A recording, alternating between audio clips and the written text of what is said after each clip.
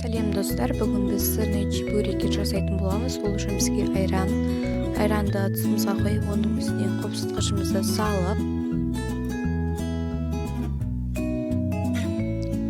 оның үстінен дрожь салып, кішкене 1-2 қасық қант және тұз, және оның ішіне кішкене ғана жылы су қоямыз.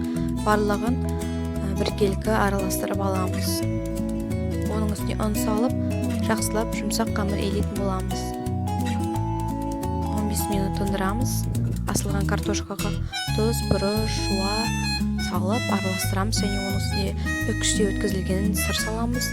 Барлық қамырды бөліктерге бөліп аламыз, жайып, бағанағы тестамызды салып, сары майға немесе құрғақ табаға пісіріп аламыз.